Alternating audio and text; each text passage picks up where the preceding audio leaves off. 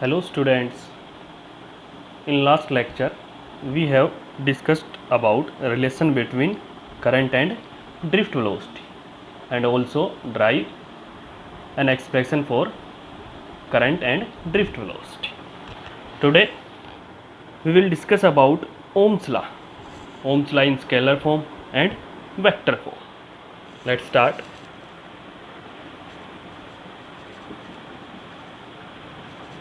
Ohm's law. According to this law,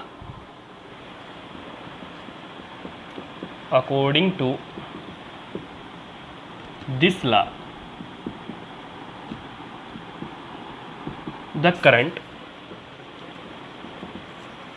flowing in a conductor is directly proportional to the potential difference applied across its ends under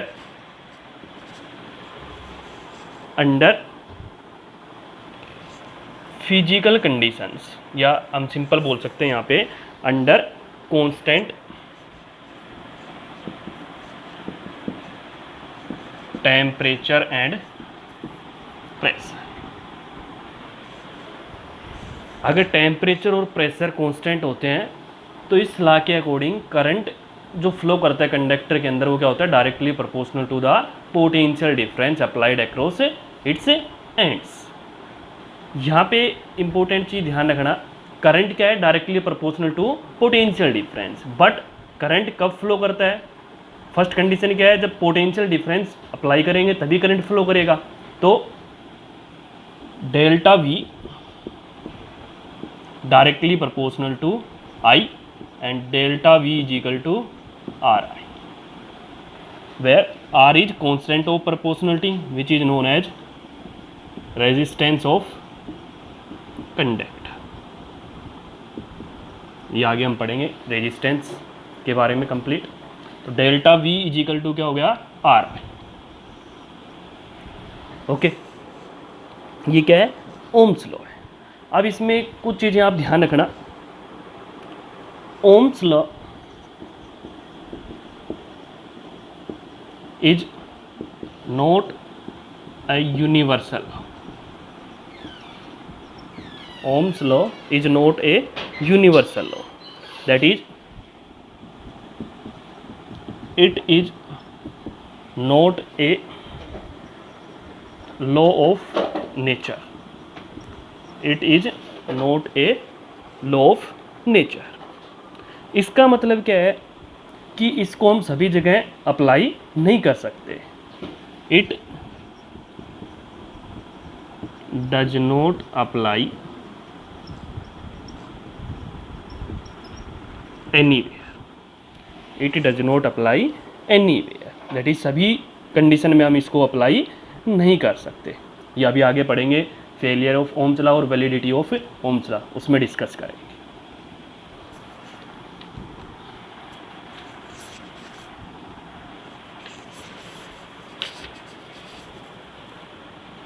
delta V directly proportional to I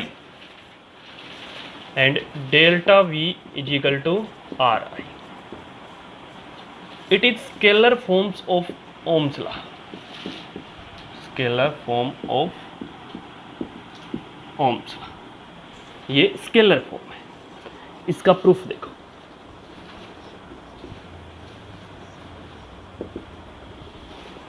हमने relation निकाली थी current और drift velocity में, I is equal to V D E N A. आपको बताया था ध्यान रखने के लिए वी ना से। अगर हम यहाँ से चेंज करें, वी डी हमें पता है, वी डी किसके इक्वल होता है, E tau by M. Negative sign यहाँ पे क्या शो करता है, डायरेक्शन को शो करता है। Then I is equal to, V D की वैल्यू रखी हमने E tau by M E N A, and I is equal to E square E tau N A upon M लिख सकते हैं। हमें पता है कि E इजिकल टू क्या होता है, डेल्टा V बाई एल होता है, या V by L. E is equal to delta V by L. Then I equal to E square delta V tau N A upon M L. E की जगह हमने क्या रख दिया, डेल्टा V बाई एल रख दिया। ठीक है, देखो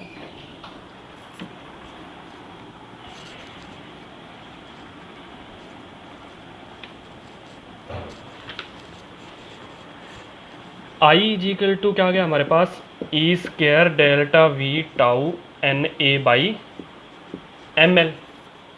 ठीक है, यहां से देखो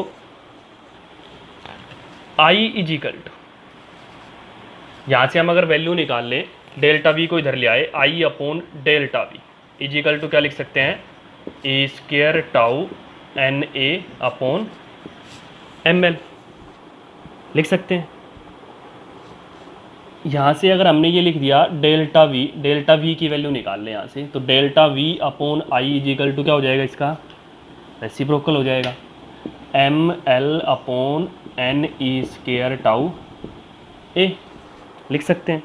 and delta V upon I equal to, ये देखो m mass of electron, l length of conductor, n number of electrons per unit volume, E charge on electron, tau relaxation time and A area of conductor. ये सभी चीज़ें क्या हैं, constant हैं,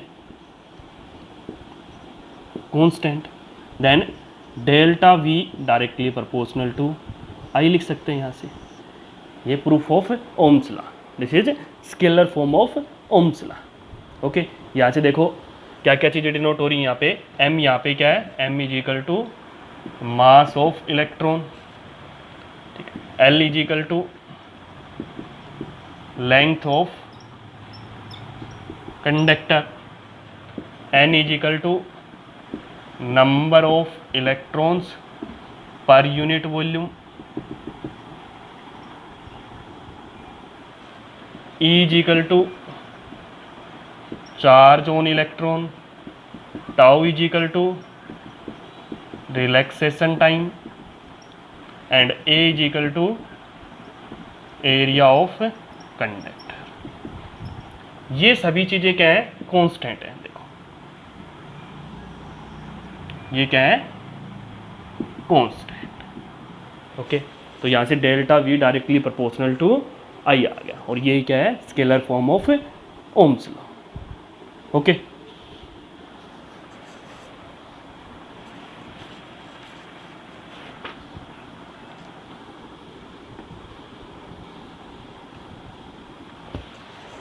now Ohm's law in vector form.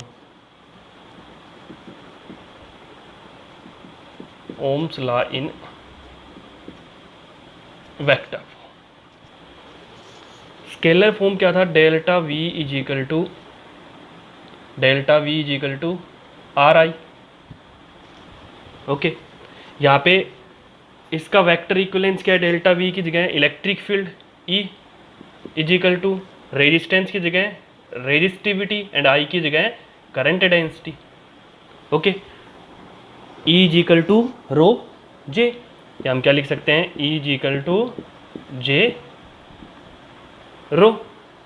Okay, अब हमें पता है कि रेजिस्टिविटी क्या होती है, रेसिप्रोकल ऑफ कंडक्टिविटी। रेजिस्टिविटी क्या होती है, रेसिप्रोकल ऑफ कंडक्टिविटी। तो E is equal to J upon sigma and J is equal to sigma E। It is the vector form of Ohm's law. Vector form of Ohm's law. Okay, J is equal to sigma I, इसको और क्या बोलते हैं, microscopic forms of Ohm's law. ठीक है, इसका भी proof कर सकते हैं हम।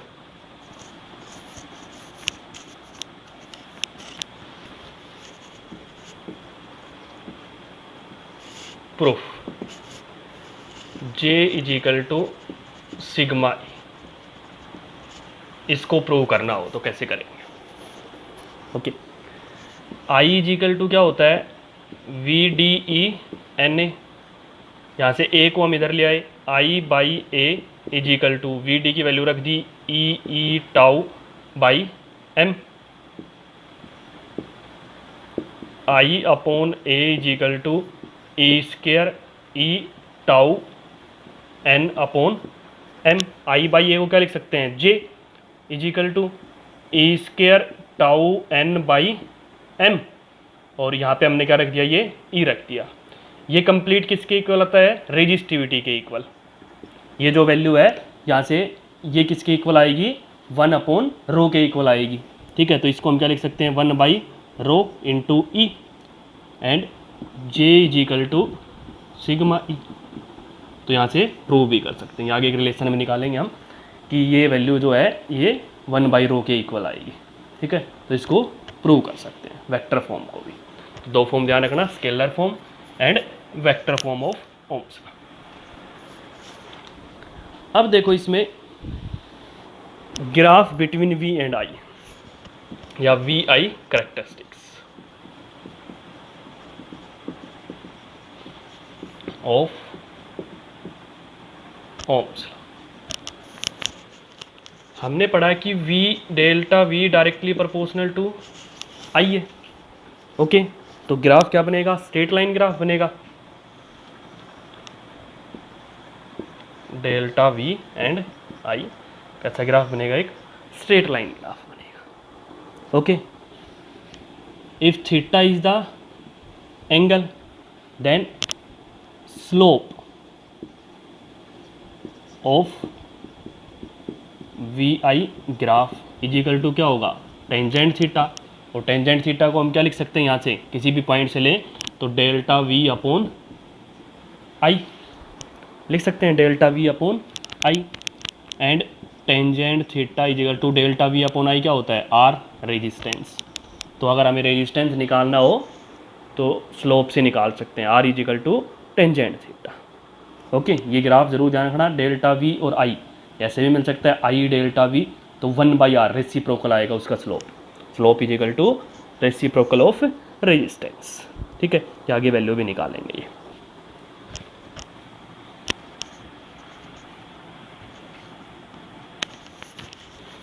अब देखो ओमिक मटेरियल्स,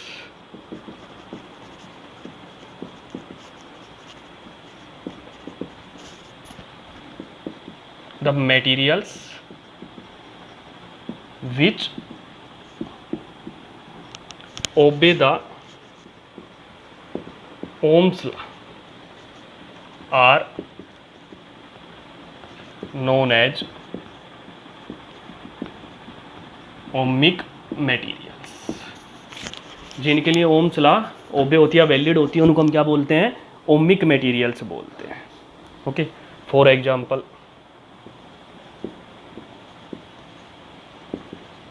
मेटल्स, मेटल्स के लिए ओम्स लॉ क्या होती है, वैलिड होती है। अभी आगे भी देखेंगे कि किन के लिए वैलिड होती है, मेनली किसके लिए ये फेल होती है।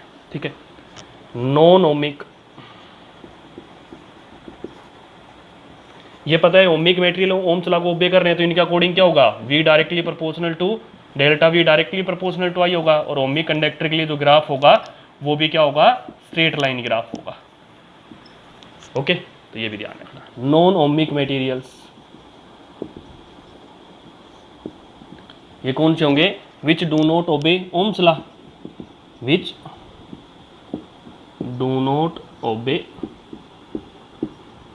Ohms law are known as non ohmic materials. For example non ohmic materials में काफ़ी आते हैं, जैसे वैक्यूम ट्यूब्स होगी, vacuum tubes, crystal rectifier. Okay, और हम इसमें बोल सकते हैं थर्मिस्टर्स, डायोड्स एटसेट्रा। ये सब क्या है, non ohmic materials. Superconductors भी नॉन ओमिक में आते हैं। ठीक है, इनके लिए delta V directly proportional to I नहीं होता और ग्राफ भी स्ट्रेट लाइन नहीं होता है। ठीक है, ये है ओमिक और नॉन ओमिक कंडक्टर्स। देखो जैसे इनकी ग्राफ देखें,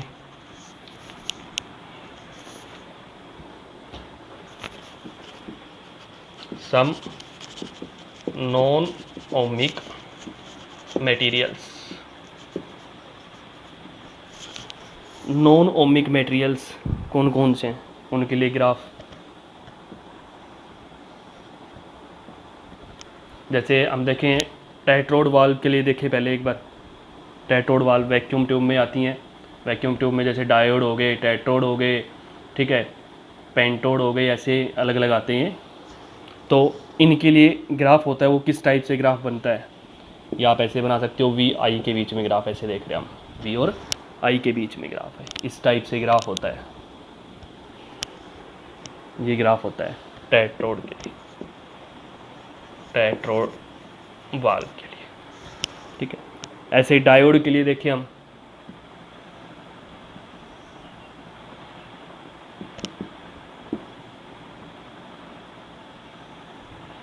इस टाइप से ग्राफ होता है डायोड के लिए, ठीक है। सेमीकंडक्टर के लिए देखें,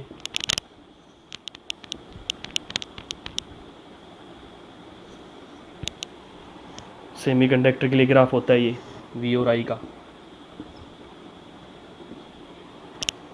ओके। टॉर्च बल्ब के लिए देखें,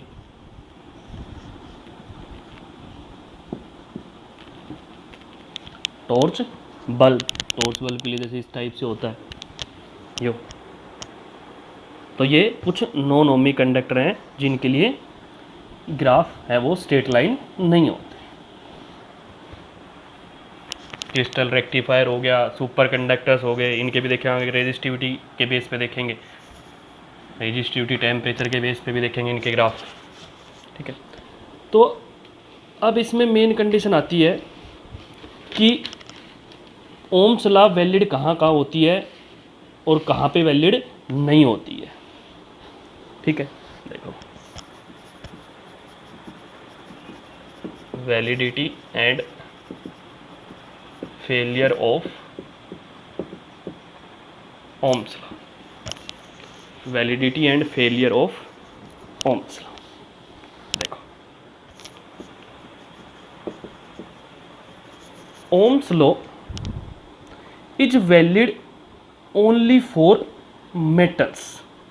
मेनली क्या होती है ओम्स लॉ वैलिड किसके लिए होती है, मेटल्स के लिए वैलिड होती है, ठीक है, eight normal temperature pressure. Ohms law is valid only for metallic conductors at normal working temperature, at normal working temperature, okay. अब ध्यान रखना इसमें एट वेरी हाई करंट और voltage, Ohm's law is not valid even for metallic conductors। अगर high current या high potential difference है तो भी ओम्स लॉ वैलिड नहीं होती है, ठीक है। और टेम्परेचर की कंडीशन ने बता दिया आपको, कांस्टेंट टेम्परेचर होना चाहिए तो ही वैलिड होती है, ठीक है। अब देखो फेलियर ऑफ ओम्स लॉ, तो मेनली आप ध्यान रखो ओम्स लॉ मेनली किसके लिए वैलिड है, मेटेलिक कंडक्टर्स के लिए at constant temperature and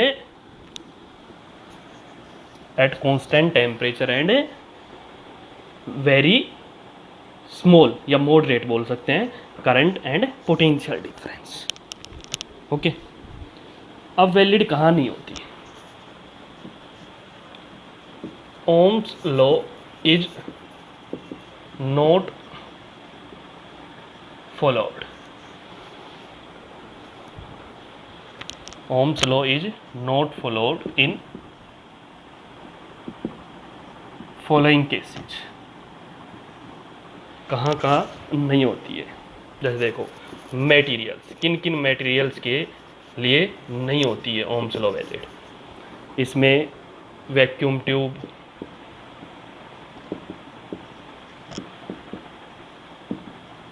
crystal rectifiers,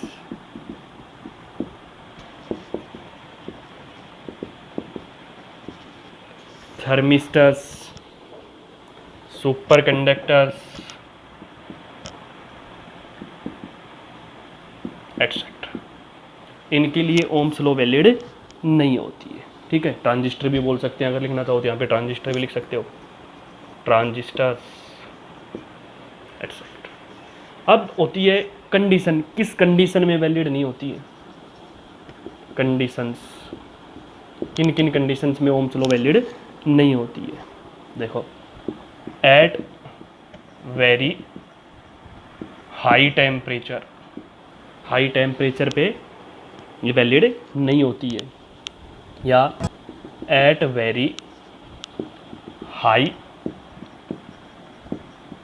potential differences, high potential difference हो तो भी ये वैलिड नहीं होती। ओके, तो ये कंडीशन थी validity and failure of Ohm's law.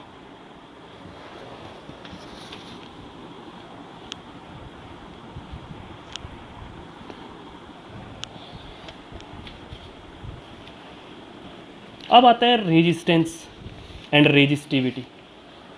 Resistance और रेजिस्टिविटी क्या होते हैं? Resistance,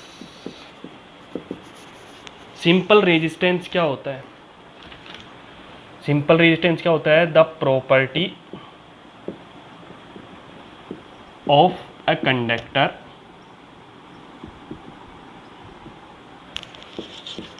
which oppose the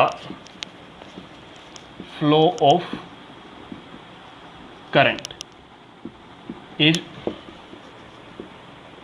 known as resistance of conductor। किसी कंडक्टर की प्रॉपर्टी जो करंट फ्लो होने का क्या करती है? अपोज करती है, उसको हम क्या बोलते हैं? रेजिस्टेंस। ध्यान रखना, रेजिस्टेंस क्या होती है? प्रॉपर्टी ऑफ कंडक्टर, कंडक्टर की प्रॉपर्टी होती है। ओके, अब according to Ohm's law, according to Ohm's law, Ohm's law के अकॉर्डिंग रेजिस्टेंस क्या होता है?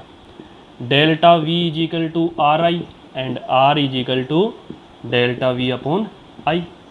That is, according to Ohm's law, resistance is defined as the ratio of, resistance is defined as the ratio of potential difference to the current flowing in the conductor। Potential difference और current के ratio को हम क्या बोलते हैं? Resistance बोलते हैं। Okay, अब अगर हमें प्रूफ करना हो रेजिस्टेंस का, एक्सप्रेशन निकालनी हो वहाँ से, तो कैसे निकालेंगे? एक्सप्रेशन फॉर आर हमने पढ़ा, I is equal to V D E N A. Okay, I is equal to V D की वैल्यू क्या है? E tau by M E N A.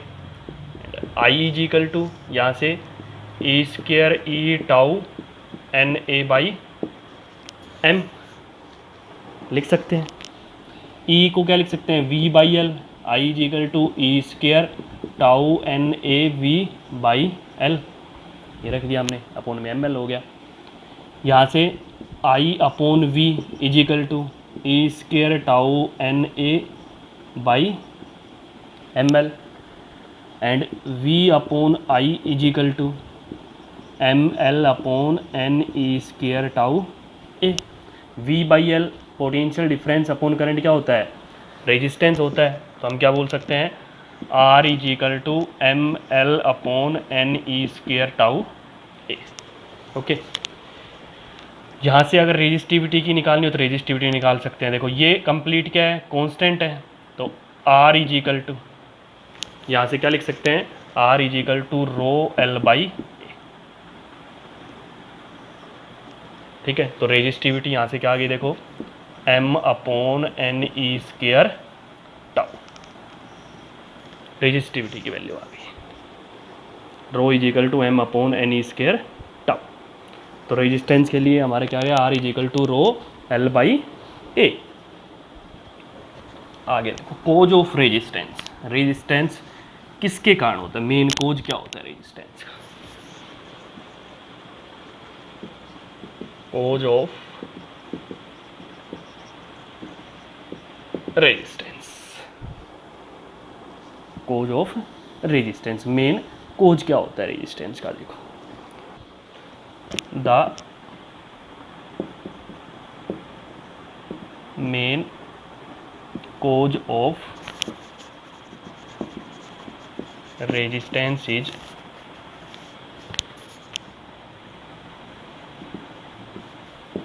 collision of free electrons to the ions or atoms of the conductor। Okay, बोलना हो तो पूरा बोल सकते हो, while drifting towards the positive terminal of the battery। Okay, तो कोलिजन क्या होता है, इलेक्ट्रॉन्स का कोलिजन मेन कोज होता है रेजिस्टेंस का। जैसे ही कोलिजन होता है तो कोलिजन होने से यहाँ पे टेम्परेचर का इफेक्ट पड़ेंगे, कोलिजन होने से रेजिस्टेंस होता है, फ्लो होता है, वो क्या होता है यहाँ पे अल्टर्ड हो जाता है, ठीक है, या सफर्ड होता है, जो कोलिजन के कारण जो फ्लो है वो सफर्ड होता है। ओके, तो ये तो था रेजिस्टेंस। अब रेजिस्टेंस का फॉर्मूला निकाल लिया हमने यहाँ से, ठीक है।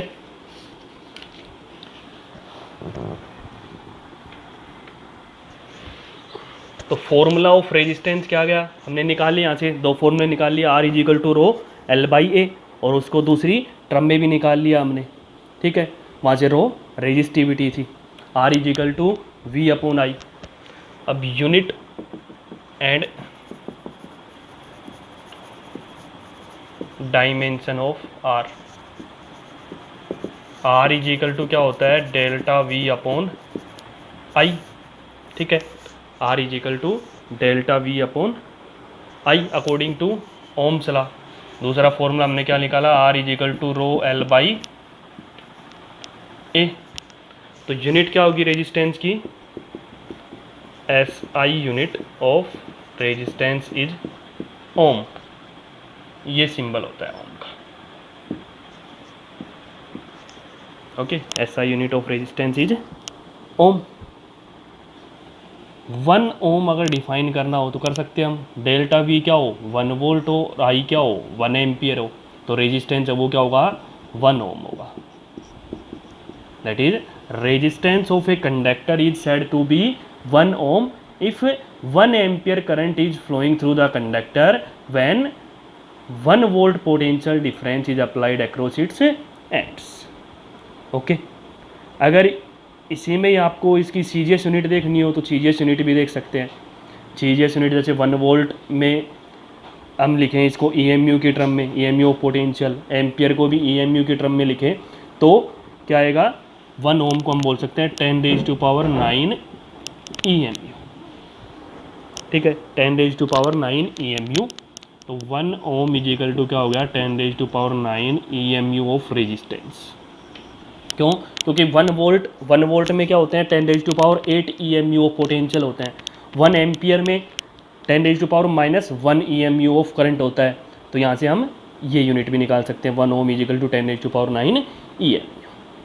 ओके, अब अगर हमें डायमेंशनल फॉर्मूला निकालना है तो डायमेंशनल फॉर्मूला भी निकाल सकते हैं। देखो R is equal to delta V upon I होता है, हमने पढ़ा था कि delta V is equal to W by Q होता है, ठीक है। Delta V is equal to W by Q, तो यहाँ से लिख सकते हैं W by Q into I, ठीक है। R is equal to W upon Q into I, ये लिख सकते हैं। आई को क्या लिख सकते हैं, Q by T. R is equal to W upon Q into Q, और इंटू में क्या हो गया, T, ठीक है, T। Dimension formula work done का M1 L2 T minus 2, time का T अपॉन चार्ज का AT, तो AT स्क्वायर हो गया। R is equal to M1 L2 T minus 2 और T minus 1 upon A square T square. M1 L2 T minus 1, इसको ऊपर लेके जाएंगे तो A माइनस 2 T माइनस 2, और क्या बच जाएगा, M1 L2 T minus 3 A minus 2। ये आ गया रेजिस्टेंस का dimensional formula, M1 L2 T minus 3 A minus 2। Okay,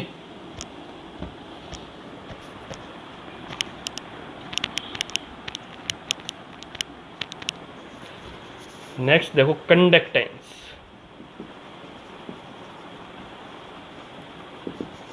conductance क्या होता है, कंडक्टेंस देखो अलग अलग डिनोट करते हैं, G से भी डिनोट करते हैं इसको, S से भी डिनोट करते हैं, और C से भी डिनोट करते हैं, ठीक है। होता क्या है, the reciprocal of resistance is known as conductance. Reciprocal of resistance is known as conductance. That is G और S is equal to 1 by R. SI unit क्या हो जाएगी इसकी, रेजिस्टेंस की ओम होती है, तो इसकी यूनिट क्या हो जाएगी, 1 by ohm, that is ohm inverse. Okay, conductance के लिए अगर हमें निकालना हो तो टेंजेंट थीटा जो होता है, स्लोप होता है VI ग्राफ का, जैसे हम इससे निकालते हैं टेंजेंट थीटा की वैल्यू। जैसे ये ग्राफ है, मान लिया ये, हम इसको यहाँ पे V रख दे, ये I रख दे, स्ट्रेट लाइन ग्राफ है, तो इसका स्लोप जो है टेंजेंट थीटा, ठीक है। टेंजेंट थीटा क्या होगा, I अपॉन V होगा, और I अपॉन V किसको शो करता है, 1 बाई R को, तो ये क्या होगा, कंडक्टेंस G और S। ओके, आगे देखो,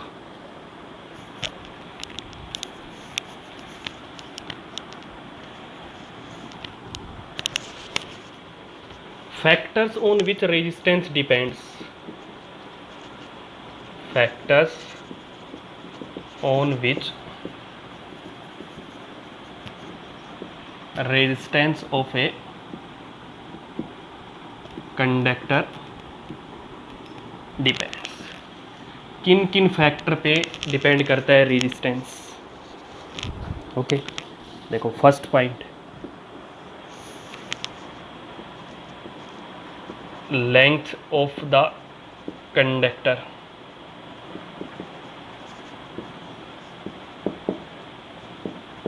resistance is directly proportional to the length of the conductor. Okay, जितनी ज़्यादा लेंथ होगी उतना ही रेजिस्टेंस क्या होगा, ज़्यादा होगा। okay. इसी में आप ध्यान रखो कि अगर हमें कंडक्टिंग वायर जिसका रेजिस्टेंस R है और अगर उसको कट कर दें n इक्वल पार्ट्स में, तो रेजिस्टेंस ऑफ ईच पार्ट क्या हो जाएगा, R बाई n, मतलब लेंथ जितनी ज़्यादा होगी उतना ही रेजिस्टेंस ज़्यादा होगा। तो यहाँ से हम एक पॉइंट ध्यान रखेंगे, that is if a conducting wire of length L is cut into n equal parts, then resistance of each part is equal to R by n। तो each part का रेजिस्टेंस क्या हो जाएगा, R by n। Second point, area of cross section,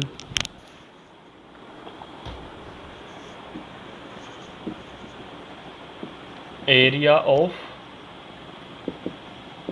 cross section of the conductor, that is A. Resistance क्या होता है? Inversely proportional to the area of the conductor. Okay, मतलब जितना एरिया ज़्यादा होगा उसका रेजिस्टेंस क्या होगा? कम होगा। एरिया कम होगा तो रेजिस्टेंस क्या होगा? ज़्यादा होगा। इसलिए हम थिक वायर यूज करते हैं।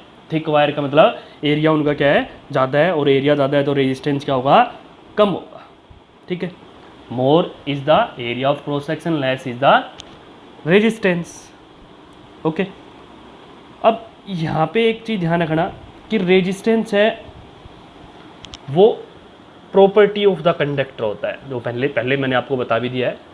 Third point, material of the conductor. Resistance also depends upon the nature of material. Nature of material पे भी डिपेंड करता है। और रेजिस्टेंस क्या होता है? Different for different materials. ठीक है, तो हम सिंपली ये बोल सकते हैं R inversely proportional to N. यहाँ पे ध्यान रखना कि एन क्या है? डिफरेंट है। ठीक है, for different conductors N is different. Okay, तो रेजिस्टेंस भी क्या होगा? डिफरेंट होगा। R is also different. ठीक है, जैसे हम ले बेस्ट कंडक्टर क्या होता है? सिल्वर। उसके बाद फिर हम यूज करते हैं जैसे कॉपर, कॉपर के बाद एल्यूमिनियम, ये यूज करते हैं, आयरन। तो रेजिस्टेंस नेग्लिजिबल या सबसे कम क्या होता है? सिल्वर का होता है। ठीक है, उसके बाद मटेरियल चेंज हुआ, जैसे कॉपर आ गया तो उसका रेजिस्टेंस थोड़ा ज़्यादा होगा, फिर एल्यूमिनियम आ गया उसका थोड़ा और ज़्यादा होगा। ऐसे रेजिस्टेंस क्या होता है? Different for different materials.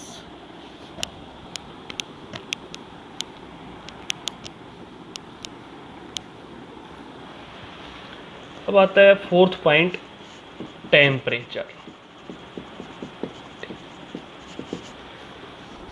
Temperature पे भी डिपेंड करता है रेजिस्टेंस।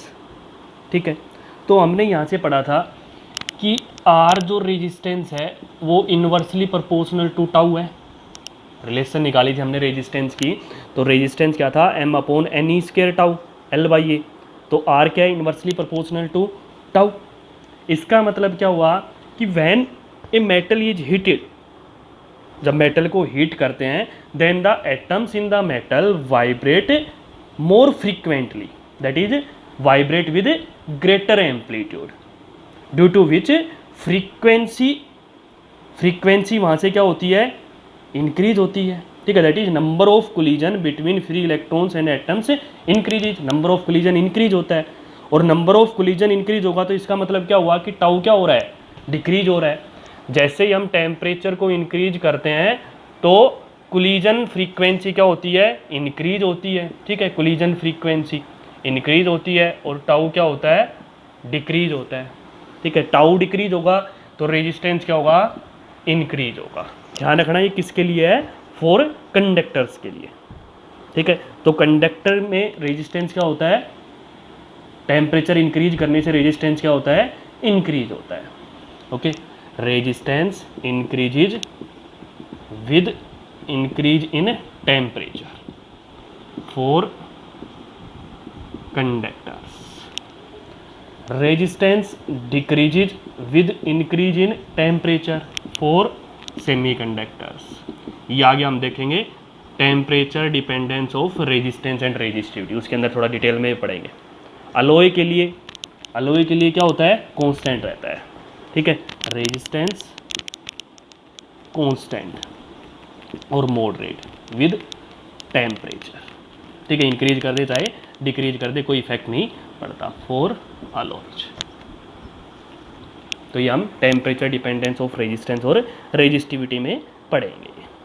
ठीक है, तो इसका मतलब कंडक्टर के लिए रेजिस्टेंस क्या होता है? डायरेक्टली प्रोपोर्शनल टू टेम्परेचर होता है। ओके,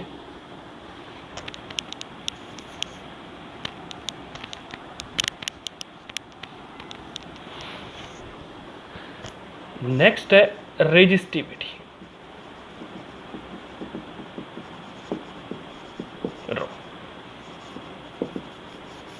ओके, हमने पढ़ा कि R किसके इक्वल था, R is equal to m/n² tau L by A.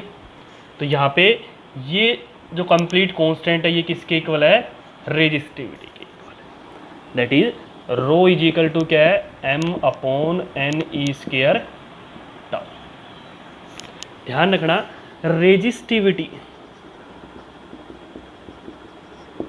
is the property of the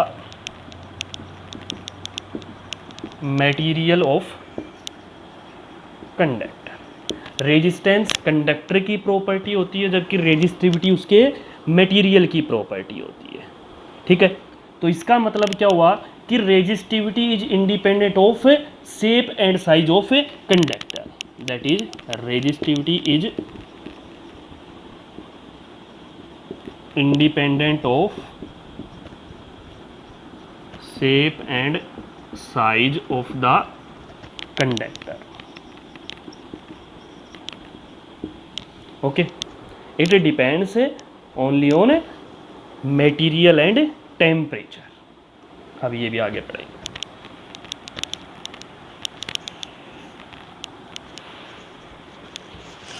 resistivity depends on nature of material and temperature of the conductor only. Okay, यहाँ से unit निकालें तो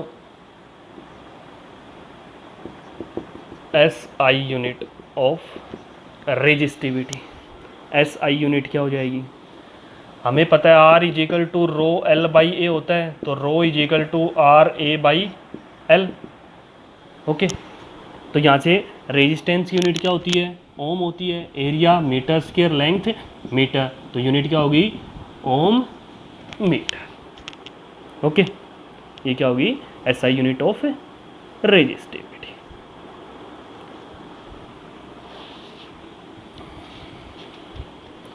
एक पॉइंट ध्यान रखना इसमें, और आपको पता है वैसे, resistivity is also known as specific resistance. Resistivity is also known as specific resistance. और रेजिस्टिविटी और स्पेसिफिक रेजिस्टेंस का मतलब क्या है, सेम है। ठीक है,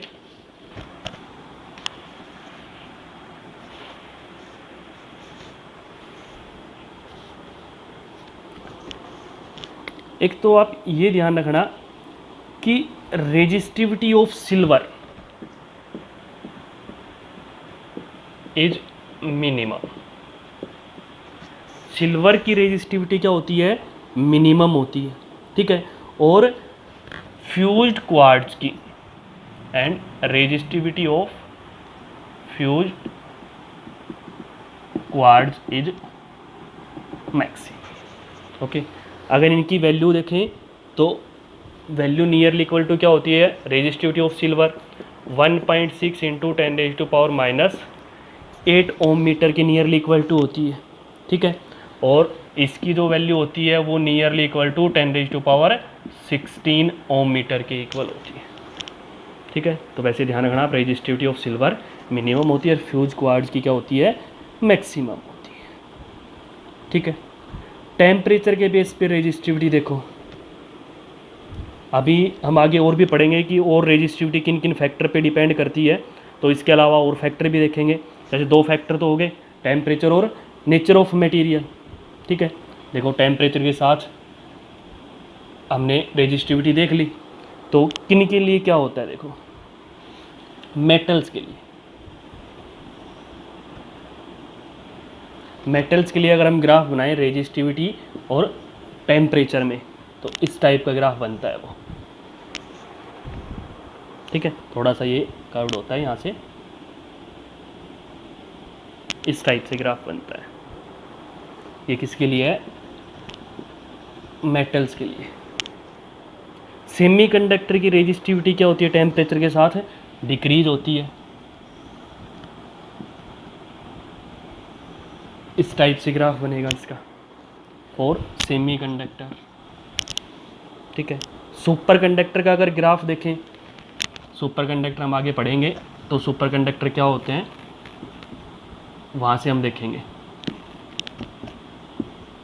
तो उसका ग्राफ क्या होता है?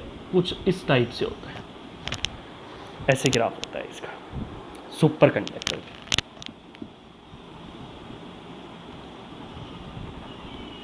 सुपर कंडक्टर्स, ठीक है, मतलब इस केस में रेजिस्टिविटी क्या होती है? इंक्रीज होती है टेम्परेचर के इंक्रीज करने से। यहाँ पे रेजिस्टिविटी क्या होती है? डिक्रीज होती है। ठीक है, यहाँ पे रेजिस्टिविटी क्या होती है? डिक्रीज होती है with temperature and becomes zero. Zero भी हो जाती है एट ए सर्टेन टेम्परेचर, वो हम पढ़ेंगे सुपर कंडक्टिविटी फिनोमिना के अंदर। ओके,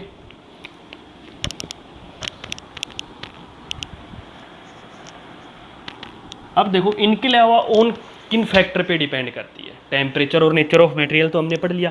इसके अलावा भी कुछ फैक्टर होते हैं जिन पे रेजिस्टिविटी डिपेंड करती है, जैसे impurity and mechanical stress. Impurity and mechanical stress, इस पे भी रेजिस्टिविटी डिपेंड करती है। ठीक है, resistivity increases with impurity and mechanical stress. Rho increases with impurity and mechanical stress। Stress के साथ या इम्प्योरिटी ऐड करने से जो रेजिस्टिविटी है वो क्या होती है? इंक्रीज होती है। Okay, effect of magnetic field.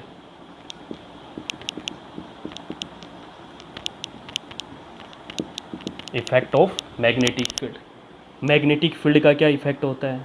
ठीक है, मैग्नेटिक फील्ड के इंक्रीज करने से रेजिस्टिविटी क्या होती है? इंक्रीज होती है, एक्सेप्ट तीन चीज़ों को छोड़ के। कौन से? आयरन, कोबाल्ट एंड निकल। Okay, magnetic field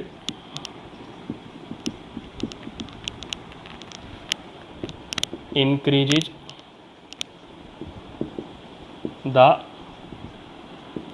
resistivity of all metals except iron, cobalt and nickel। Okay, light का भी इफेक्ट होता है। इफेक्ट ऑफ लाइट, लाइट जो इंसिडेंट करते हैं उसकी इंटेंसिटी पे भी डिपेंड करती है। Okay, resistivity of